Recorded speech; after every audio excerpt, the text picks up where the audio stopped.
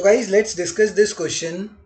Question is, according to law of diminishing marginal utility, while eating cake, the satisfaction derived from second slice of it consumed is.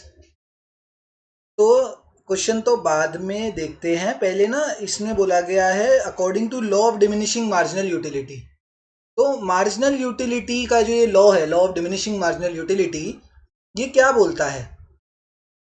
तो ये कहता है कि sir, जैसे हमने 1 unit, 2 unit, 3 unit, 4 unit, 5 unit, जितने ज़्यादा हम लेवल ऑफ कंजम्पशन करते जाएंगे ना, उतनी ही हमारी मार्जिनल यूटिलिटी जो है वो कम होती जाएगी। ठीक है, उतनी ही मार्जिनल यूटिलिटी हमारी कम होती जाएगी। मार्जिनल यूटिलिटी का मतलब क्या होता है कि जब हम एक लेवल से दूसरे लेवल पर जाते हैं तो कितनी एडिशनल यूटिलिटी हमारे पास आई है। ठीक है, जैसे मैंने कहा कि मैं पहले एक केक कंज्यूम करता था तो मुझे 20 यूटल्स की सेटिस्फैक्शन मिलती थी। अब मैं 2 केक कंज्यूम करता हूं तो मुझे 35 यूटल्स की सेटिस्फैक्शन मिलती है। तो इसमें एडिशन कितना हुआ मेरी सेटिस्फैक्शन के अंदर? तो एडिशन हुआ है 15 यूनिट्स का। तो this addition is known as marginal utility. And law of diminishing marginal utility क्या कहता है कि ये जो मार्जिनल यूटिलिटी निकल के आई है ना, ये हर लेवल पर कम होती चली जाएगी।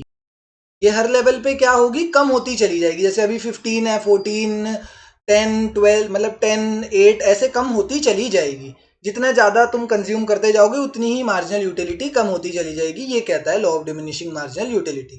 तो अब मैं ऐसे करके बनाते हैं, मार्जिनल यूटिलिटी कैसे बनता है? मार्जिनल यूटिलिटी का कर्व ऐसे करके बन गया। तो कैसा है? इस टाइप का है।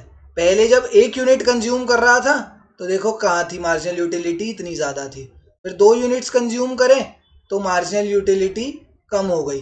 3 यूनिट्स कंज्यूम करें तो मार्जिनल यूटिलिटी कितनी हो गई? 0 हो गई। 4 यूनिट्स कंज्यूम करें तो मार्जिनल यूटिलिटी, इधर देखो, तो नेगेटिव हो गई। मार्जिनल यूटिलिटी क्या हो गई? नेगेटिव।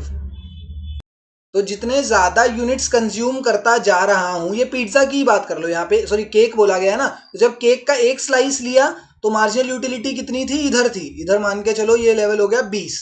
फिर अगला उसका स्लाइस कंज्यूम करा तो मार्जिनल यूटिलिटी कितनी हो गई? 10। फिर अगला स्लाइस कंज्यूम करा तो मार्जिनल यूटिलिटी हो गई 0। फिर एक और स्लाइस कंज्यूम करा तो मार्जिनल यूटिलिटी हो गई -10। एक और करूंगा तो -20। ऐसे करके मार्जिनल यूटिलिटी जितनी ज्यादा मैं कंजम्पशन करता रहूंगा उतनी ही मार्जिनल यूटिलिटी कम होती चली जाएगी। ये बोलता है, ये हमारा लॉ है, पूरा लॉ है। ये मैं खुद अपने आप से नहीं बोल रहा।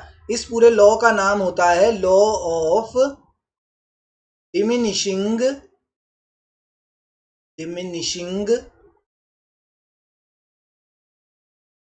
Marginal utility. Law of DMU या law of diminishing marginal utility बोलते हैं इसे। ठीक है, तो अब ये क्या बताता है ये लॉ हमें कि जो while eating cake satisfaction derived from the second slice it consumed, जब फर्स्ट स्लाइस ली तो 20, सेकंड स्लाइस ली तो मेरी सेटिस्फैक्शन क्या हो गई सर? सेटिस्फैक्शन कम हो गई है।